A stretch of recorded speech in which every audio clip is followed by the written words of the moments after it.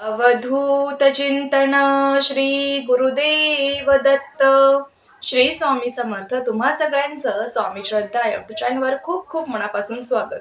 स्वामी कृपेने तुमचा आजचा दिवस शुभ जाओ. स्वामी महाराज तुमच्या सर्व चांगल्या इच्छा पूर्ण करोत हीच मी महाराजांनी प्रार्थना करते आणि आजच्या व्हिडिओला सुरुवात करते. तर आजच्या व्हिडिओमध्ये आपण खूप सुंदर अशी सेवा बघणार आहोत जी आपल्याला परवा कालभैरव जयंतीला करायची आहे. परवा 5 डिसेंबर या दिवशी कालभैरव जयंती आहे.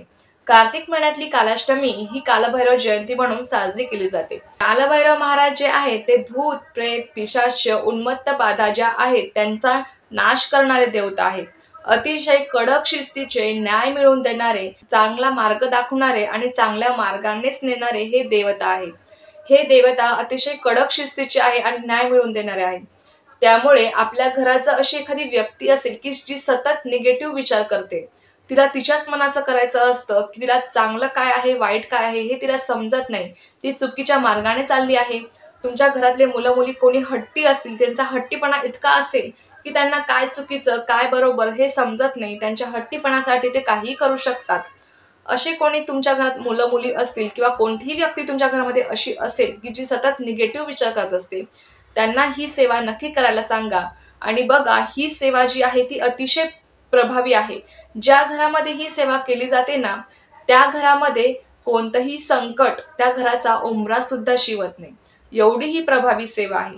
म्हणून मी तुम्हाला सगळ्यांना विनंती करेल की कालभैरव जयंतीला तर आपल्याला ही सेवा करायचीच आहे, परंतु रोज आपल्याला ही सेवा आपल्या नित्यसेवेमध्ये सुद्धा ऍड करायची आहे. आपल्या नित्यसेवेमध्ये सुद्धा आपल्याला ही सेवा करायची आहे. अतिशय 2 ते 3 मिनिटांची सेवा आहे, पण खूप प्रभावी आहे. मी सुद्धा ही सेवा रोज करत असते आणि म्हणून म्हटलं आज तुमच्यासोबत शेअर करू. आणि परवा कालभैरव जयंती आहे, त्या दिवशी तर आपल्याला करायचीच आहे. त्या दिवशी ही सेवा करायला चुकवू नका. कधीही तुमच्या घरावर कोणतेही संकट येणार नाही.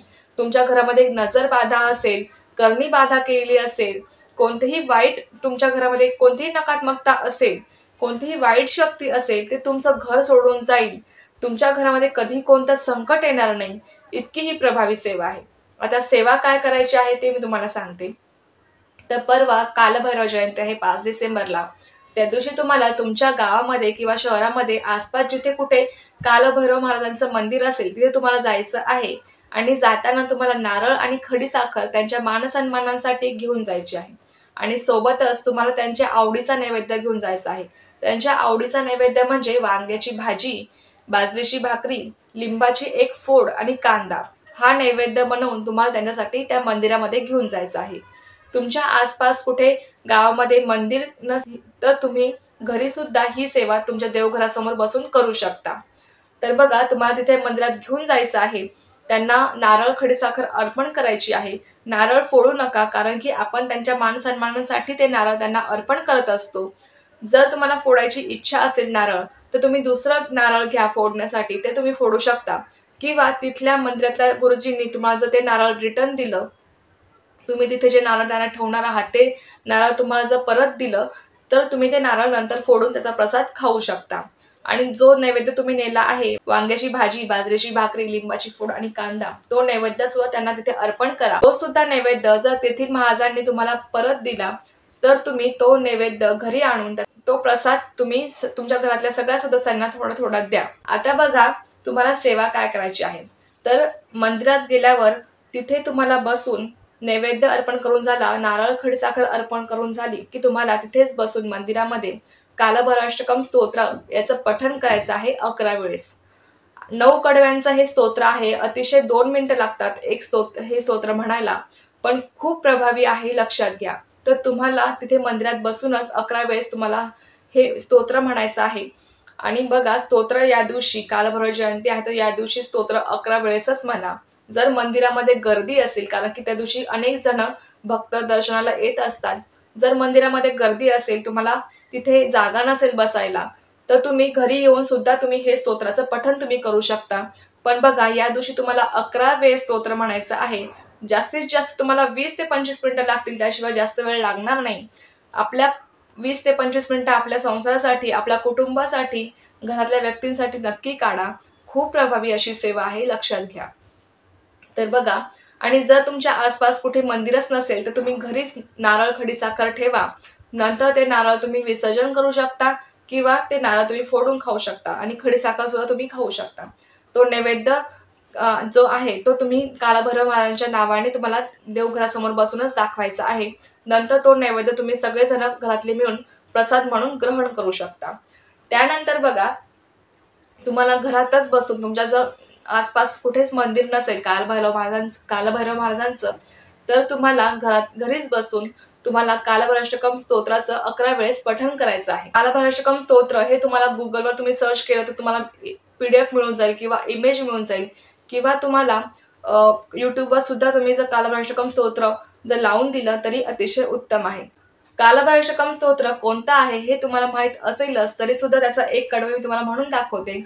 बघा, श्री स्वामी समर्थ. ओम देवराज सेव्यमान पावनांग्रि पंकजं व्यालयज्ञसूत्रमिन्दुशेखरं कृपाकरं नारदादि योगिवृन्दवन्दितं दिगम्बरं काशिकापुरादिनाथ कालभैरवं भजे भानुकोटिभास्वरं भवाब्धितारकं परं नीलकण्ठमेऽपिस्तार्थदायकं त्रिलोचनं कालकालममुञ्जाक्षमक्षशूलमक्षरं काशिकापुरादिनाथ कालभैरवं भजे. तर असं हे 9 कडव्यांचं कालभैरवाष्टकम स्तोत्र आहे. हे स्तोत्र तुमच्या आपल्या नित्यसेवेच्या पुस्तकात आहे. जर नित्यसेवेचं पुस्तक तुमच्याकडे नसेल, तुम्ही यूट्यूबला जरी सर्च केलं तरी तुम्हाला कालभैरवाष्टकम स्तोत्र मिळून जाईल. खूप प्रभावी अशी सेवा आहे. कालभैरव महाराज जे आहेत ते कडक शिस्तीचे, न्याय मिळवून देणारे देवता आहेत आणि आपल्या परिवारावर किंवा आपल्या घरावर कोणतेही संकट येणार नाही जर तुम्ही या स्तोत्राचं रोज पठण केलं तर. कालभैरव महाराजांच्या मंदिरात परवा कालभैरव जयंती आहे ना, तर त्या दिवशी तुम्हाला संध्याकाळी 4 नंतर तुम्ही त्यांच्या मंदिरात जाऊन नारळ खडीसाखर ठेवून नैवेद्य अर्पण करून तुम्ही या स्तोत्राचं तिथे 11 वेळेस पठण करा. तिथे म्हणणं शक्य नसेल तर घरी येऊन तुम्ही 11 वेळेस पठण करा. जर तुमच्या आसपास मंदिर नसेल तर तुम्ही घरीच नैवेद्य नारळ खडीसाखर वाहून तुम्ही घरीच या स्तोत्राचं 11 वेळेस पठण करा आणि 11 वेळेसच तुम्हाला परवा पठण करायचं आहे, जेणेकरून तुमच्या परिवारावर कोणतंही संकट येणार नाही आणि आलं तरी पण म्हणतात ना, ते जे हातावर यायचं होतं ते बोटावर निभवलं. तर असं इतकं हे प्रभावी स्तोत्र आहे. बघा, खूप प्रभावी स्तोत्र आहे. मी सुद्धा या स्तोत्राचं रोज पठण करते आणि खरंच मी तुम्हाला सांगते, कोणतंही संकट तुमचा घराचा उंबरा सुद्धा शिवणार नाही, इतकं हे प्रभावी स्तोत्र आहे. तुमच्या घरामध्ये कोणतीही वाईट शक्ती असेल, करणी बाधा असेल, नजर बाधा तुम्हाला होत असेल, तुमच्या घरामध्ये सततची भांडणं होत असतील, कटकटी होत असतील, तुमच्या घरामध्ये अशी कोणतीही व्यक्ती असेल जी सतत निगेटिव्ह विचार करते, तुमच्या घरामध्ये भरपूर प्रकारची नकारात्मकता साठलेली असेल, तर त्या सगळ्यांनी या स्तोत्राचं पठण करा. आणि जरीही तुमच्या घरात असं काही नसेल तरी सुद्धा तुम्ही या स्तोत्राचं रोज पठण केलंच पाहिजे. संध्याकाळी जेव्हा आपण दिवा अगरबत्ती करतो तेव्हा आपल्या महाराजांसमोर बसून रोज एकदा तरी या स्तोत्राचं पठण करा. आपल्या नित्यसेवेमध्ये ही सेवा ॲड करा. अतिशय प्रभावी आहे. कधी तुमच्या घरावर कधी कोणतं संकट येणार नाही, तुमच्या घरावर कधी कोणी करणी बाधा करणार नाही, कोणाचीही वाईट नजर तुमच्या घरावर, तुमच्या कुटुंबावर कधीच पडणार नाही, कोणाच्याही वाईट नजरेचा परिणाम तुमच्या कुटुंबावर होणार नाही. एवढी ही प्रभावी सेवा आहे. फक्त रोज प्रत्येकाने आपल्या घरात या स्तोत्राचं पठण एकदा तरी केलंच पाहिजे आणि कालभैरव जयंतीला आपल्याला हे स्तोत्र 11 वेळेस म्हणायचं आहे, लक्षात घ्या. आणि रोज तुम्हाला एकदा तरी, किमान एकदा तरी, 2च मिनिटं लागतात फक्त हे स्तोत्र म्हणायला. 9 कडव्यांचं स्तोत्र आहे पण खूप प्रभावी आहे, लक्षात घ्या. खूप कळकळीने सांगत आहे. नक्की करायला सुरुवात करा. आजपासून या स्तोत्राचं पठण करायला सुरुवात करा. तर बघा, तुमच्या घरात अशी कोणती निगेटिव्ह विचार करणारी व्यक्ती असेल ना, तिला सुद्धा हे स्तोत्र म्हणायला लावा रोज. जर ती पठण करत नसेल तर तुम्ही स्वतः तुमच्या घरामध्ये हे स्तोत्र पठण करा आणि मोठ्या आवाजात हे स्तोत्र पठण करा, जेणेकरून तुमच्या घरामध्ये कोणत्याही वाईट शक्तीचा वास असेल, कोणतीही नकारात्मकता तुमच्या घरामध्ये असेल तर ती तुमचं घर सोडून निघून जाईल. एवढी ही प्रभावी सेवा आहे. रोज प्रत्येकाने आपल्या घरामध्ये ही करायलाच हवी. तर चला, ही खूप छोटीशी माहिती होती जी मला तुमच्यासोबत शेअर करायची होती. तर झालेली सेवा मी स्वामी महाराजांनी रुजू करते आणि आजचा हा व्हिडिओ इथेच थांबवते. तुम्हाला जर ही माहिती आवडली असेल तर व्हिडिओला लाईक, शेअर, सबस्क्राईब करायला विसरू नका. पुन्हा भेटू अशाच एका नवीन व्हिडिओसोबत किंवा नवीन विषयासोबत. तोपर्यंत सर्वांना श्री स्वामी समर्थ. जय जय स्वामी समर्थ.